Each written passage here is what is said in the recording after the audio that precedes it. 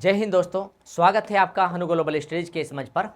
और हम लोगों ने जो हिंदी की क्लास स्टार्ट की है, अभी तक हम लोगों ने वर्णमाला के टॉपिक पर काम किया है और वर्णमाला के टॉपिक में स्वर का टॉपिक आपका हुआ है, उसमें कुछ पॉइंट रह गए और आज उन्हें करके हम लोग तुरंत से व्यंजन के टॉपिक पर आ रहे हैं। जिन बच्चों ने हिंदी नहीं सीखी है या उत्तराखंड नहीं पढ़ा है अब तक, हम लोगों ने पीछे उत्तराखंड की प्ले लिस्ट बना दिए, आप लोग उससे कवर कर सकते हैं सारा जी। और यकीन मानिए आप लोग जरा एक बार करके देखें जरा उसे, और फिर पीछे पेपर को अटेम्प्ट करके देखना जरा आप लोग, जो पीछे हो चुके कि पर्सन किस प्रकार से आप लोगों को मिलेंगे, उन्हें चेक करके चलना जरा आप लोग जी। एक बात और बता देते हैं पुराने बच्चों के लिए और नए बच्चों के लिए। नए बच्चों को बहुत धैर्य से और धीरे से सीख कर चलना है और सीखने के साथ पीछे से रिवाइज भी करना है नए बच्चों को। लेकिन पुराने बच्चे जिनका सिलेक्शन नहीं हो पा रहा है या जो 1 या 2 नंबर से रह रहे हैं, उन्हें दिक्कत कहाँ है कहाँ नहीं है वो ध्यान देकर चलना। या तो अपने सोर्स में दिक्कत होगी या आपके पढ़ने के तरीके में, या तीसरा पॉइंट बताए कि आप लोग का रिवाइज कम चल रहा होगा। जो पुराने बच्चे हो चुके हैं 1, 2 नंबर या 5 नंबर से रह रहे हैं जी केवल जी, अगर वे इस किनारे पर पड़े हैं तो ध्यान रखिए, आप लोग संभलिए जरा, क्योंकि पोस्टें आने वाली है उत्तराखंड में भी और अलग सेंटर में भी आने वाली पोस्टें हैं। तो आप लोग संभल कर चलना जरा। जिनके 2-4 नंबर से ही कमी रह रही है वे लोग अपने सोर्स को बहुत ध्यान से चेक करें एक बार कि सोर्स ज़्यादा तो नहीं है, कम तो नहीं है, या आप लोग कुछ वहाँ पर देखते हैं रिवाइज में कमी तो नहीं है, उसे चेक करें। अगर कमी चल रही है रिवाइज में तो आप लोग उसका रिवाइज बढ़ाइए जरा, रिवाइज बढ़ाकर चलना और ध्यान देना जरा। रिवाइज के साथ में टेस्ट सीरीज भी करना। अब टेस्ट सीरीज में क्या चल रहा है, टेस्ट सीरीज भी एक लेवल के रखना कि जो टेस्ट सीरीज आप लोग की यहाँ पर आप लोग करोगे, आप जो भी टेस्ट सीरीज करोगे तो वही टेस्ट सीरीज के अकॉर्डिंग जो नंबर यहाँ पर बन रहे वे एग्जाम में बनते हो, कुछ ऐसा टेस्ट सीरीज देकर चलना, बस एक लेवल की टेस्ट सीरीज लेकर चलना। चलिए हम लोग बात कर रहे थे हिंदी पर और उसी को आगे बढ़ाकर हम लोग काम करते हैं जरा। आइए, हम लोगों ने पिछली क्लास में जो बात की थी अनुस्वार विसर्ग और अनुनासिक पर बात की थी, उसी से संबंधित अगर एक पॉइंट हम लोग देख कर चले, यहां पर ध्यान देना, जो हम लोग पढ़ रहे थे पीछे क्लास में उसी को पूरा करते हैं। अगर हम लोग एक बात बताएं आपको, संधि के अनुसार विसर्ग, संधि के अनुसार विसर्ग का एक पॉइंट बता दे, और विसर्ग का एक पॉइंट क्या कहता है संधि के अनुसार। संधि के अनुसार विसर्ग हमें यह कहकर चलता है, संधि के अनुसार विसर्ग हमें क्या बता रहा है, हम लोग उस पॉइंट को समझ ले। और पॉइंट हमें यह कहकर चला है संधि के अनुसार जो विसर्ग होता है कि यदि हम लोग देखकर चलते हैं विसर्ग के बाद, यदि विसर्ग के बाद क ख प फ वर्ण आते हैं, वर्ण आते हैं, विसर्ग के बाद क ख प फ वर्ण आते हैं, ये वर्ण जी। तो हमने कहा तो विसर्ग ज्यों का त्यों रहता है, विसर्ग ज्यों का त्यों रहता है। ये विसर्ग से संबंधित बात जो संधि में आती है वो कनेक्ट करके चलना, विसर्ग ज्यों का त्यों रहता है। जैसे एग्जाम्पल में आपको बताया, हम लोग यहां पर अंतः विसर्ग लगा है प्लस करण, संधि बनाई हमने अंतः प्लस करण, विसर्ग के बाद क मिल गया, विसर्ग के बाद क ख प फ में से कोई भी मिल जाए तो विसर्ग जो का तो रहता है, तो प्लस को हटा दो और लिख दो प्लस। हमने कहा विसर्ग जो का तो, और क्या जोड़ दिया, करण, अंतःकरण। मतलब क्या किया, अगर विसर्ग के बाद क ख प फ आता है तो विसर्ग जो का तो वहां पर काम करके चलता है। जैसे हमने कहा अध फलन, अध फलन, तो क्या होगा, विसर्ग के बाद फ मिल गया, इस बार फ मिल गया, पहले क्या मिल गया था, क मिल गया था पहले, इस बार फ मिल गया, तो क्या करें, विसर्ग जो का तो लिख देंगे अध्याय फलन। बात समझ गए आप लोग। चलिए जरा, यहां तक विसर्ग से संबंधित बात की है। आगे हम लोग बताने जा रहे, नोट करके एक पॉइंट, आगत स्वर, आगत स्वर की बात करने जा रहे हैं हम लोग। आगत स्वर, आगत स्वर जो हम लोग कहते हैं, इसी का एक नाम और दे, ग्रहित स्वर। आगत स्वर कहे या ग्रहित स्वर कहे, ग्रहित स्वर कहे या इसी को विदेशी स्वर कहे, विदेशी स्वर कहे। हमने कहा आगत स्वर या ग्रहित स्वर या विदेशी स्वर कौन है हिंदी में, तो हम लोग देखेंगे हिंदी में कौन है, वो कितने हैं। हमने कहा एक है। एक कौन सा है, वो है जी यहां पर देखो ओ, ये आ है, आ के ऊपर हमने बिंदु नहीं लगाया, केवल चंद्र खींचा है, वो क्या है जी, आगत स्वर है। तो ये हमारा आगत स्वर है, ये है जी आगत या विदेशी स्वर हम लोग कहें इसे, आगत या विदेशी स्वर है। जो ओ मिला हमारा क्या है जी, आगत या विदेशी स्वर है। ये कौन सी भाषा से आया है हमने जानना है, कौन सी भाषा से, अंग्रेजी भाषा से आया है, अंग्रेजी भाषा से आया है ये विदेशी भाषा, अंग्रेजी भाषा। आगत का मतलब आई हुई, यहाँ पर ग्रहण कर ली गई है, जो आई है यहाँ पर ग्रहण कर ली गई है अंग्रेजी भाषा जी, अंग्रेजी भाषा से आया है, हमने ध्यान देना अंग्रेजी भाषा से ये आगत स्वर ओ। इसका जो उच्चारण अगर देख कर चले, इसकी ध्वनि हम लोग बताएं, इसकी ध्वनि कितनी होती है, इसकी ध्वनि हमने कहा, इसकी जो ध्वनि होती है ओ की ध्वनि देखकर चलते हैं इसकी, हमने कहा आ से ज्यादा, आ से ज्यादा व ओ से कम, आ से ज्यादा व ओ से कम, ओ से कम ध्वनि, ओ से कम ध्वनि होती है। आ से ज्यादा व ओ से कम ध्वनि होती है, वो किसकी है, विदेशी स्वर आ की, विदेशी स्वर ओ की। आ से ज्यादा और क्या से, ओ से कम, ओ से कम ध्वनि होती है, हमें देखना आ से ज्यादा। और जो मिला है ये विदेशी स्वर, इसके एग्जाम्पल जाने, जैसे कौन, इसका प्रयोग कहाँ करते हैं, जैसे आप लिखते हो टॉफी, टॉफी लिखते हैं तो ओ को प्रयोग यहाँ पर करके चलते हैं, कैसा शब्द बन गया, अंग्रेजी भाषा का। हमने कहा डॉक्टर, डॉक्टर में भी इसका प्रयोग करते हैं लिखने में। हमने कहा कॉलेज, कॉलेज लिखने में भी इसका प्रयोग करते हैं। हमने कहा हॉस्पिटल या होटल भी कह सकते हैं आप लोग, होटल। तो हमने कहा ये सारे किस भाषा के हैं, अंग्रेजी भाषा के। कैसे पता लगा, क्योंकि अंग्रेजी भाषा का स्वर आया है इनमें ओ, उससे पता लगा। तो हमने आगत स्वर जाने कितने हैं, उन्हीं को विदेशी स्वर या ग्रहित स्वर के नाम से भी जाना, वो एक है ओ। ये क्या है, हमारा आगत स्वर है, और इसकी ध्वनि किससे ज्यादा, आ से ज्यादा और ओ से कम देखने को मिली है। आइए बात करते हैं व्यंजन की जरा। व्यंजन की बात करते हैं हम लोग जरा।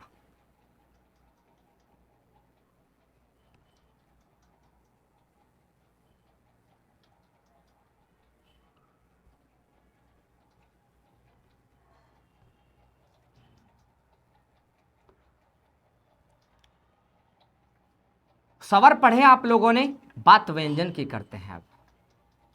व्यंजन क्या होते हैं, पहले इनकी विशेषता जान ले। हमने कहा ये स्वतंत्र नहीं होते, ये स्वतंत्र नहीं होते, ये स्वतंत्र नहीं होते हैं, क्योंकि इनका निर्माण, ये स्वतंत्र नहीं होते क्योंकि इनका निर्माण स्वरों के मिलने से हुआ है। स्वरों को अंडरलाइन करेंगे और स्वतंत्र को अंडरलाइन करेंगे और निर्माण को अंडरलाइन करेंगे, क्योंकि इनका निर्माण स्वरों के मिलने से हुआ है।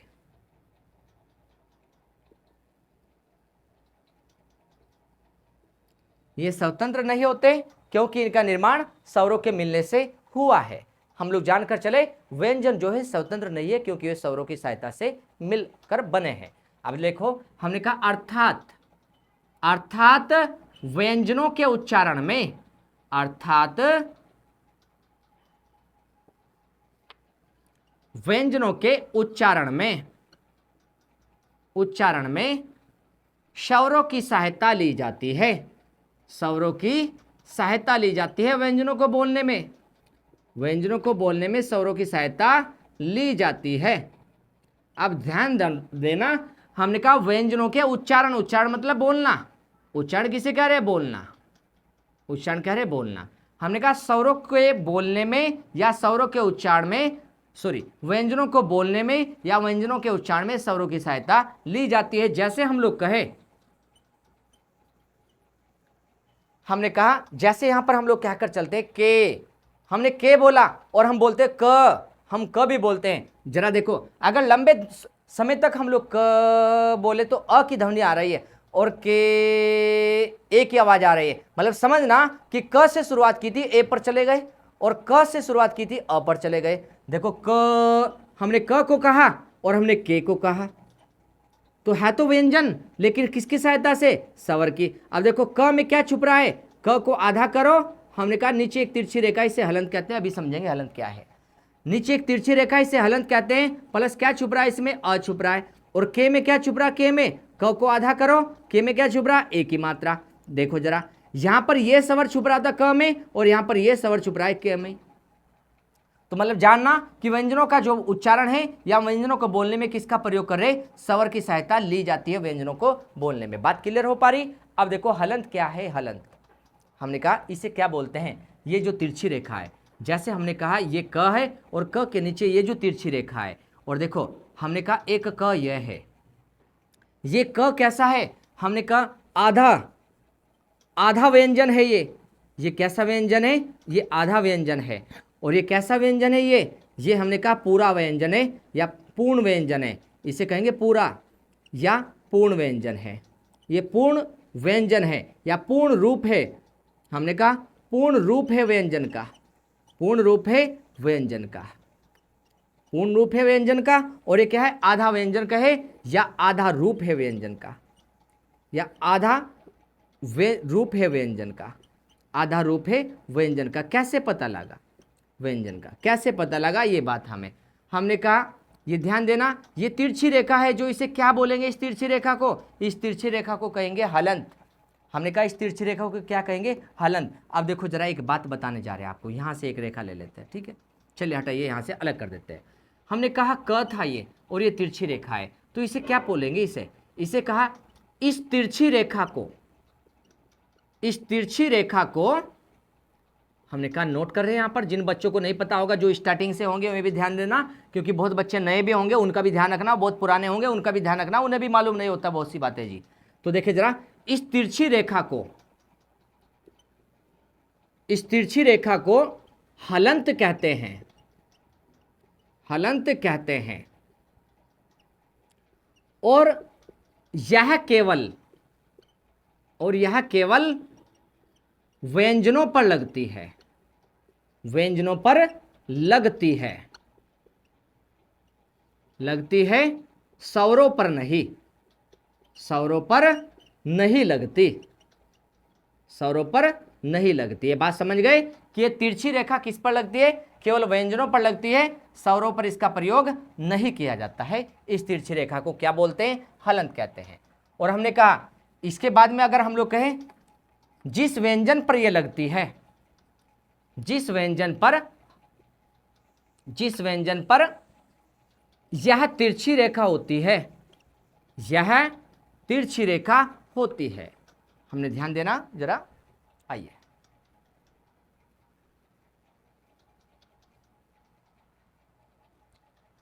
जिस व्यंजन पर यह तिरछी रेखा होती है, जिस व्यंजन पर यह तिरछी रेखा होती है,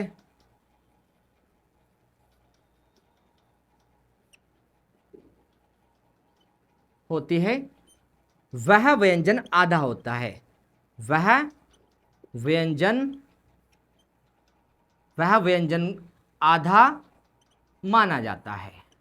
आधा व्यंजन, वह व्यंजन आधा माना जाता है, आधा माना जाता है।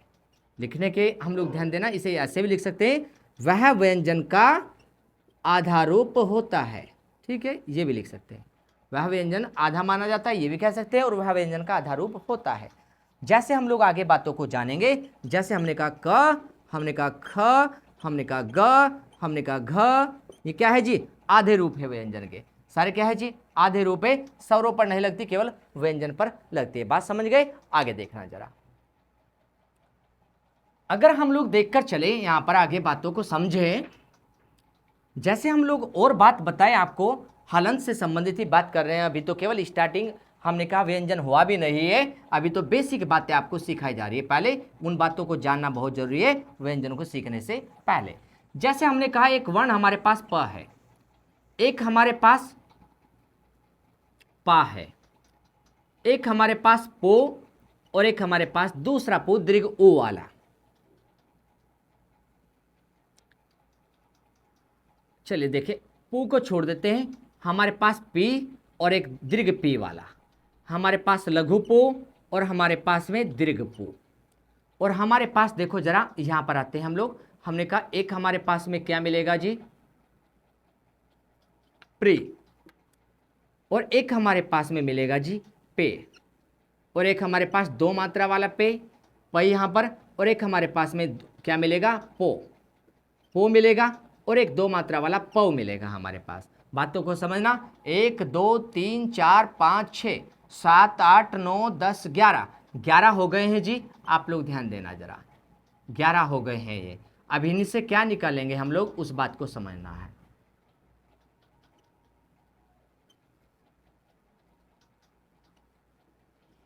बात को समझना, जिस पर कोई मात्रा नहीं दिखाई देगी और केवल आपका व्यंजन है वहां पर और वो पूरा लिखा होगा, तो उसमें क्या छुपा होगा, हमने ध्यान देना। उसे हलंत लगाओ तो आधा हो गया, वो पूरा लिखा तो हलंत लगाकर आधा, और उसमें से क्या निकलेगा, केवल अ। अगर मात्रा नहीं दिखाई दे रही और व्यंजन पूरा है तो क्या निकलेगा, हलंत लगाकर अ। अगर मात्रा जो भी दिखाई दे तो हलंत लगाकर उसे आधा करो, आधा करने का रूप प पे क्या लगाया, हलंत, और क्या है यहाँ पर, आ की मात्रा, आ की मात्रा। अब देखो पी पर क्या है जी, प को हलंत करो, कौन सी मात्रा, ई की। सवर क्या छुपा, छोटी ई या लघु ई। अब देखो इस पी पर क्या सवर छुपा है, प को हलंत करो, आधा करो तो क्या सवर निकलेगा, हमने कहा दीर्घ ई। और देखो पू पर कौन सा सवर निकलेगा, हमने कहा प को आधा करो तो कौन सा सवर, हमने कहा लघु ऊ। और इस पू में कौन, इस प को हलंत करो और क्या निकलेगा, दीर्घ ऊ। अब देखो प्री में देखो जरा, यहां पर देखो क्या छुप रहा है, ये री। हमने कहा प को हलंत करो तो स्वर कौन सा छुप रहा है, इस बार स्वर यहां पर जी री। हमने कहा प्रत्येक व्यंजन का निर्माण स्वर के मिलने से हुआ है, और ये सारे व्यंजन थे उनसे स्वर निकाल ले, क्योंकि स्वर के मिलने से ही तो बने हैं। अगर स्वर निकल कर चला गया तो व्यंजन कैसा रह जाता है, आधा रह जाता है। उस तरीके को आप लोग सीख कर चले। और पे में देखो जरा, पे में क्या छुप रहा है, प में ए की मात्रा, तो यहां से ए निकाल दो। और देखो यहां पर पे में क्या छुप रहा है, पे में, तो प को आधा करो, यहां पर दो मात्रा वाला आई छुप रहा है, एक मात्रा ये, एक इसके ऊपर आई। और देखो यहां पर क्या छुप रहा है, इस पो में, प को आधा करो और ओ की मात्रा यहां से निकाल दो, एक मात्रा वाला ओ।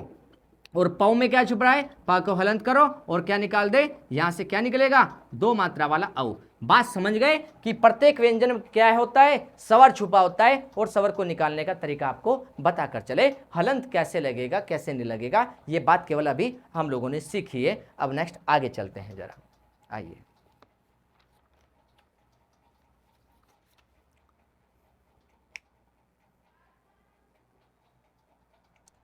अभी केवल हम लोगों ने शुरुआत की है, और इस शुरुआत के साथ में आगे हम लोग देखकर चल रहे हैं। यहां पर जरा आइए,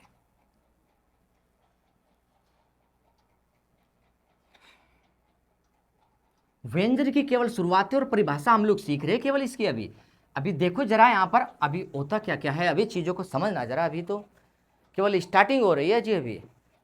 अभी चीज़ों को समझ कर चलना, और ध्यान से आप लोग रिवाइज करते रहना। बस चीज़ें ऐसा प्रॉफिट देंगी कि आप लोगों ने सोचा भी नहीं था आप लोगों ने जी। तो देखना जरा यहाँ पर जी, हम लोग देख कर चले, बहुत अच्छे से तैयार करना। बस चीज़ों को बार बार रिवाइज पर ज़्यादा फोकस रखना, पता भी नहीं लगेगा कि आपकी तैयारी हो गई जी। और देखिए जरा यहां पर हम लोग देखेंगे व्यंजनों की कुल संख्या, व्यंजनों की कुल संख्या,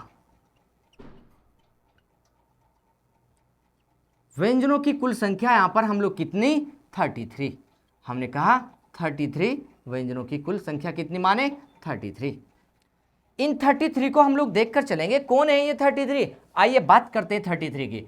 हमने कहा क, ख, ग, घ, अंघ, च, छ, ज, झ, अया, ट, ठ, ड, ढ, अण, त, थ, द, ध, न, प, फ, ब, भ, म, य, र, ल, व, श, श, स, ह। हमने कहा ये कुल 33 व्यंजन है, 33 व्यंजन है। इन 33 में देखे 25 तो ये हो गए यहां तक जी, और 4 ये और 4 ये। हमने कहा 4 ये हैं, 4 ये हैं, और ये कितने हैं जी, 25 ये हैं। ये कुल कितने हो गए जी, इन्हें कहेंगे जी 25। कुल 33 व्यंजन हो चुके। इन 33 व्यंजन के हम लोग पाठ देखेंगे जरा, किस आधार पर पाठ करके चलेंगे हम लोग जी इन 33 के। पहले तो 33 का विभाजन करेंगे इनका हम लोग जी, और 33 के बाद फिर उनमें से भी विभाजन करेंगे हम लोग जी। पहले आप लोग ध्यान देकर चलना, कुछ पॉइंट है आप लोग ध्यान देना, इनमें से उन पॉइंटों को आप लोग जानोगे, जरा पॉइंटों को देखना जरा। इनमें से हम लोग देखें, आप लोग ध्यान देना जरा पॉइंट पर ध्यान देकर चलना कि कितने ऐसे वर्ण होंगे जिनके पास में ये खड़ी पाई। ध्यान देना जरा, खड़ी पाई एक, ये देखो जरा, हमने एक पाई बना दी, पाई बोलते पैर को, और ये ऊपर रेखा जो खींची इसे कहते हैं सिरोरेखा। इस रेखा का नाम क्या है जी, सिरोरेखा। सिरोरेखा, इस रेखा का नाम है सिर पर आने वाली रेखा, और इसे क्या बोले जी, इसे बोलेंगे खड़ी पाई, इसे बोलेंगे खड़ी पाई। कितने ऐसे वर्ण हैं जिनके पास में खड़ी पाई बनी है, पहले तो उन्हें काउंटिंग कर लीजिए आप लोग इन 33 में से जिनके पास खड़ी पाई है। 1 2 3 4, इसके पास तो नहीं है खड़ी पाई, देखो 4 हो गए। 5 इसके पास भी नहीं है। 6 इसके पास है। 7 8 इसके पास नहीं, इसके भी नहीं, इसके भी नहीं, इसके भी नहीं, यहां पर है 9। इसके बाद 10 11 12 13, द के पास नहीं है खड़ी पाई, 13 के बाद 14, और ये रही बीच में 15 16 17 18 19 20 21 22 23 24 वर्ण ऐसे निकाले हमने जो खड़ी पाई वाले थे। आप लोग देखकर चलना 24 वर्ण कैसे निकले, खड़ी पाई वाले निकले हैं अभी। अब देखो जरा, इन्हीं में एक बात को और चेक करना जरा, ऐसे कौन से वर्ण हैं कि ये खड़ी पाई तो बनाई हमने, और देखो वर्ण देखो, हमने कहा ग था, ग जाकर के खड़ी पाई तक समाप्त हो गया, खड़ी पाई पर एंड हो गया। अब देखो ख को पढ़े, ख का अंत भी कहां हो गया, खड़ी पाई पर जाकर हो गया। हमने कहा च को बताए, च का अंत भी जाकर खड़ी पाई पर। ऐसे कौन कौन से वर्ण हैं जिनका अंत खड़ी पाई पर जाकर हो जाता है, हम लोग खड़ी पाई को देखकर चले, ऐसे खड़ी पाई से अंत होने वाले वर्ण। एक तो ये निकालने यहां से जी आपको। दूसरा बताइए, ऐसे कौन से वर्ण हैं जो हम लोग देखकर चलेंगे जरा, जो खड़ी पाई, हमने कहा जिनके बीच में आती है खड़ी पाई। हमने कहा खड़ी पाई किसके बीच में, क के बीच में देखो खड़ी पाई, और देखो फ के बीच में भी खड़ी पाई। तो 2 वर्ण ऐसे मिलेंगे जिनके बीच में खड़ी पाई मिलेगी, या 2 वर्ण हम लोग देखें जिनके बीच में खड़ी पाई देखने को मिलेगी, क और किसके जी, फ के मिलेंगे। आप लोग चेक करें, कोई और वर्ण देखने को नहीं मिलेगा जिनके बीच में खड़ी पाई हो। या हम लोग कहें कि ऐसे वर्ण जिनको जो खड़ी पाई को पार कर रहे हैं जी, आगे उनका अंग जो है खड़ी पाई को पार कर रहा है। देखो जी, इधर से क है, क का अंग खड़ी पाई को पार करके जा रहा है जी आगे, खड़ी पाई को। ऐसे वर्ण देखो जरा, और देखो खड़ी पाई का कोई सा भी वर्ण अंग को पार करके नहीं जाएगा, खड़ी पाई को पार करके नहीं जाएगा, कोई सा भी अंग। आप लोग चेक करो, हम लोग यही विभाजन आपका करने जा रहे हैं। आइए जरा जी, विभाजन को जाने, हम लोग सीखे जरा जी विभाजन कैसे करेंगे हम लोग देखें। हमने कहा इन वर्णों का जो विभाजन करें, इस प्रकार से विभाजन हम लोग दिखाने जा रहे हैं जी। इन सभी वर्णों का विभाजन कैसे करना जी, चेक करना जरा। इन सभी को 3 भागों में बांटेंगे, इन सभी को 3 भागों में बांटेंगे, इन सभी को हम लोग जी। वे 3 भाग कौन से होंगे देखें। हम लोग कहेंगे ऐसे वर्ण जो खड़ी पाई को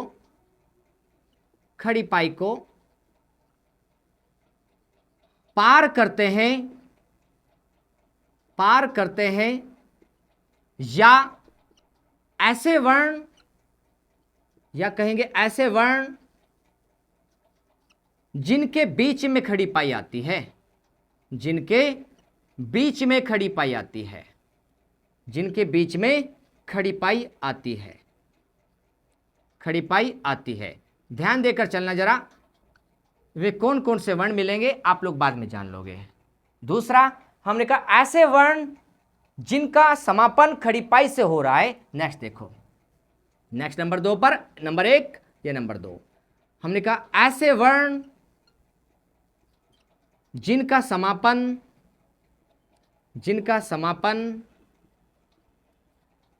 खड़ी पाई से हो रहा हो, खड़ी पाई से हो रहा हो। हो रहा हो, ऐसे वर्ण जिनका समापन खड़ी पाइप से हो रहा हो।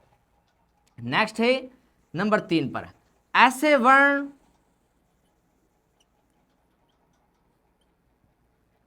जिनमें खड़ी पाई प्रयोग नहीं की जाती, प्रयोग नहीं हुई या प्रयोग नहीं हुई या ऐसे वर्ण जो गोलाई में या घुमावदार रूप में बने हो, घुमावदार रूप में बने हो। हमने 3 पार्ट करके यहीं पर क्लास को छोड़ रहे हैं आपकी, ताकि मैटर ज़्यादा ना हो जाए, क्योंकि एक एक पॉइंट को क्लियर करके चलेंगे आपके जी, और चीज़ों को देखना, बड़ी यूनिक चीज़ आपको मिलने वाली है सारी आगे। अभी तो शुरुआत है जी केवल जी।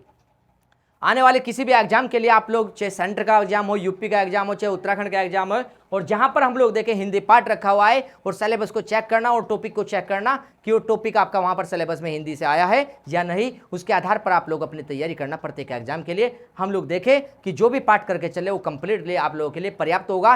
अनावश्यक सारी बातें छोड़ रहे और आवश्यक एक भी जाने नहीं देंगे जी, अनावश्यक को लेकर नहीं आने के जी आपके जी। क्योंकि चीज़ों में आप लोग ध्यान देना, तैयारी के दौरान हमें 2 बातों पर फोकस रखना। एक तो सबसे पहले आप लोगों को बता चुके थे हम लोग कि पढ़ना क्या है ये इंपॉर्टेंट नहीं, छोड़ना क्या है ये ज़्यादा इंपॉर्टेंट है। आप लोग इस बात को देखकर चलना कि छोड़ना क्या है वो ज़्यादा इंपॉर्टेंट है, पढ़ना क्या है वो तो अपने आप पता लग जाएगा जी, फिर जब छोड़ना पता लग जाएगा।